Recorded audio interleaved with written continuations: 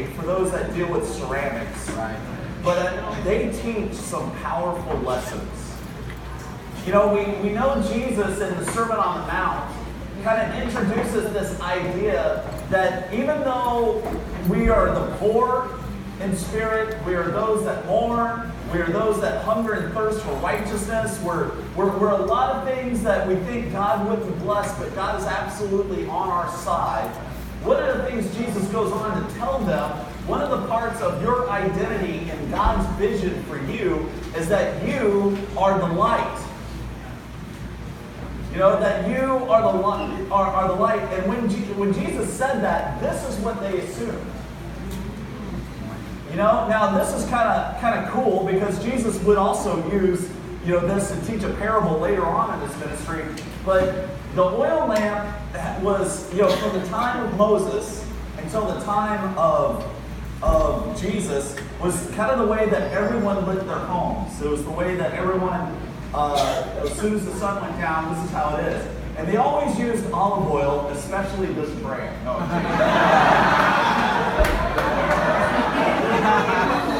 that's good. It's the very good. You know, but really, what's absolutely cool is that the way that you harvest olive oil hasn't changed much since the time of the first century. Olives were a big produce in Israel, still is.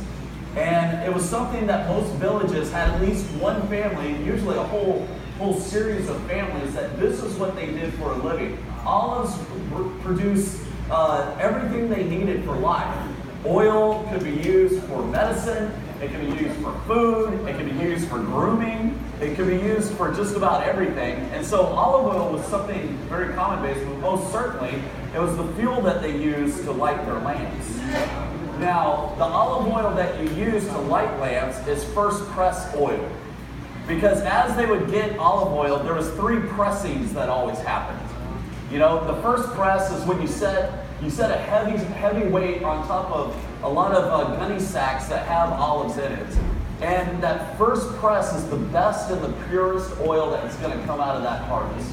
So that first press is there. It kind of slowly starts to sag the olives that have been stacked up in their sacks. And then the oil is harvested, and it's the best of the best. That's what you need to light a lamp with. You know, the second press, they add a little bit more weight, and they start squeezing everything they can out of it. That's usually what you used on your animals for when they got hurt. It's what you used, you know, for the little things that are around the house, the little stove issues, the things, the sealant, so that sort of thing. And then the third press was, you know, you're just going to get your money's worth out of this thing. You put the most weight on there. You got chunks of olive kind of joining the oil. You don't care. This is low-grade stuff, and this is usually stuff to light your trash, you know, to kind of burn the things that you don't need anymore. And so they still do pressing like this. That even with all of our modern sophistication, there's still a 3-press process. Now, I said all this to say, Jesus went into the gardens of Gethsemane, which is Hebrew for olive press. And how many times did he pray to the Father? I don't mean to be too preachery, but it does seem that he was carrying quite a weight within him. You know, and being in more agony, he prayed all the more, and his sweat became like drops of blood that fell to the ground. I just find it interesting that he went 3 times in a place called the olive press. And that he was working on his will. And the weight that he was carrying was bringing out the best of what God was going to do for humanity. And again, that could be debatable. I don't mean to be dogmatic. But I do think pragmatic when we think about prayer. And we think about what it's meant to produce. There is something we should pay attention to when it comes to Jesus being in the olive press, and what came out of him was salvation. So I'm just saying, amen. Okay, so the cool thing about olive oil is that you don't need a lot of it. 1 tablespoon of this will burn for 3 hours. Wow. I mean, think about that for a moment. Remember the parable of the virgins? They didn't have enough oil. How much oil did they need? They didn't even make provisions to have a few tablespoons of this. I mean, this would burn for 3 or 4 days. Maybe even a week. I don't know how much, however much that, it's in metric system, so I can't read it. So, you know, I mean, this is way more oil than they would. I mean, 4 or 5, 6, 7 or 8 of these could have had their lamps ready all night, but they didn't make even this much provision. And of course, then the other virgins weren't much better. They only had enough for themselves. So when we think of that parable, you can now kind of think, wow, they really didn't need that much. And they weren't ready even with what they had. Okay, so let's take a look here. Now this is gauze that I like using medical gauze because their wicks were simply usually kind of articles of clothing that they would snip, and then they would kind of just weave it into a little thing. So gauze kind of has the same build as some of their simple clothing would have had.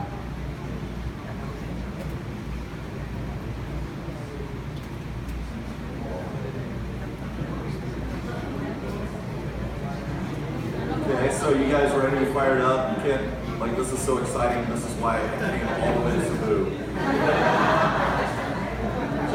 Just to see an oil lamp being lit, maybe the most amazing thing you've ever seen in your life.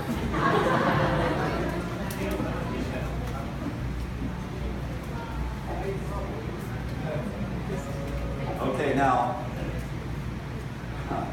one thing about olive oil too, it smells amazing when it burns.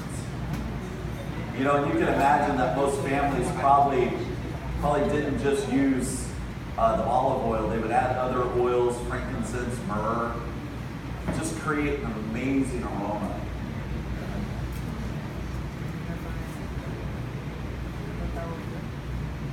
Now the fire alarms are going to go off. Yeah, there we go. Now it's going to catch. Okay, so when Jesus says that you're the light of the world, this is what they would have had in mind. Now, if you were to turn off the lights, you know, this would certainly have an impact in the darkness. Come on, Daddy.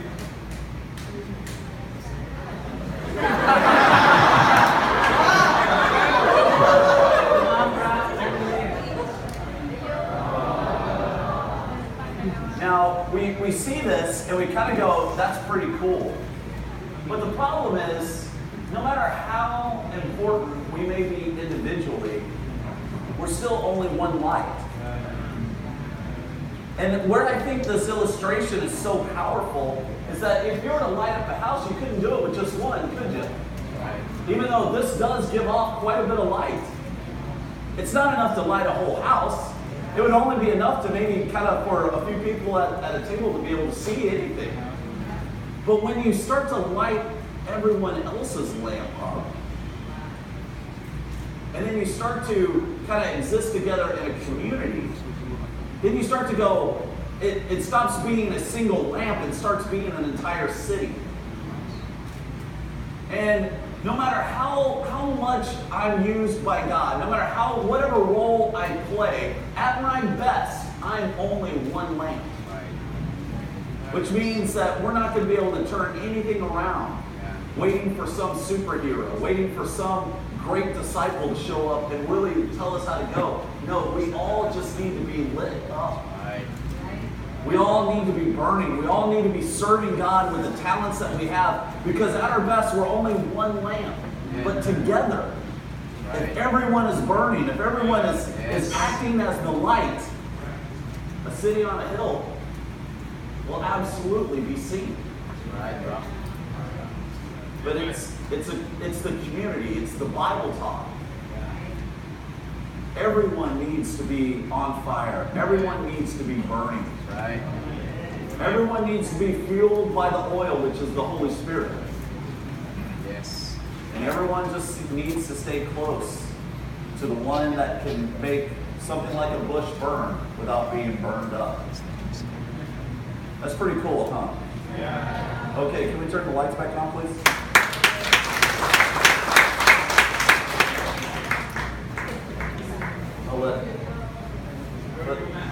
No, don't touch the computer. So there's that. And then I also brought these. These are historical replicas. They are worth nothing. So don't feel like I might want to take some of this. You won't get anywhere on the market with these. But these are really inexpensive. And when you talk to people and you're studying the Bible with people and your Bible talks kind of wanting to go deeper in their study, you know, this is a great little thing if you have some extra income to just have these on hand. You know, because you start to see all the different mentions of coins, and then you get to look at them.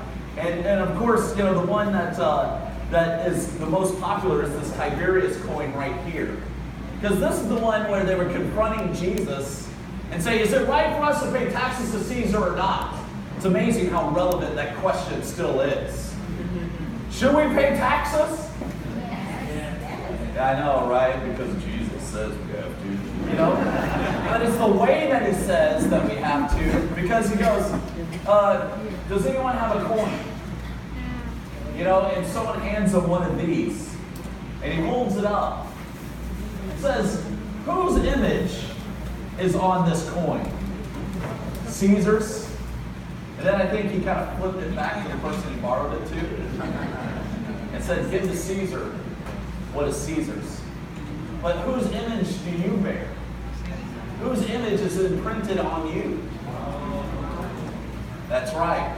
You give to God what belongs to God. Regimes will come and go.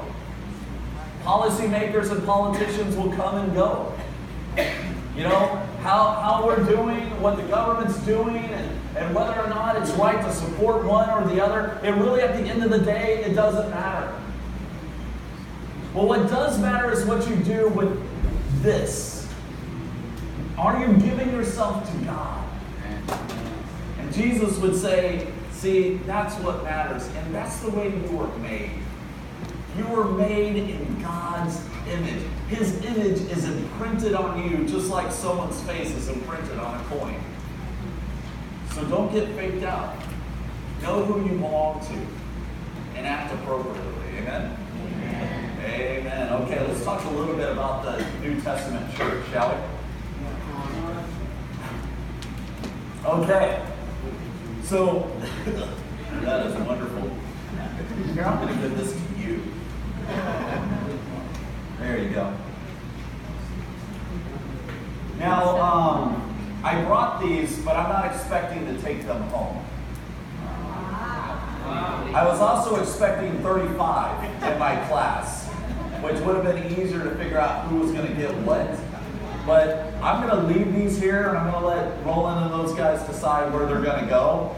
But I brought these so that someone could take them and use them. Amen? If I had known it was going to be this, I would have gotten more. But, amen. So, yeah, you're clapping, and you're like, I don't know who's going to get them. Amen, yeah. Awesome. Yeah, if you don't like Dorian, just count yourself out of those, okay? So we'll just kind of settle that dispute now. Okay, awesome. Let's talk a little bit about some impulses that we feel and how what the early church was doing really makes a difference. Now, I'm going to talk a lot about discipleship here because this is where I kind of shrink the teacher hat a little bit and start putting on the evangelist hat a little bit more. I know you're thinking, oh,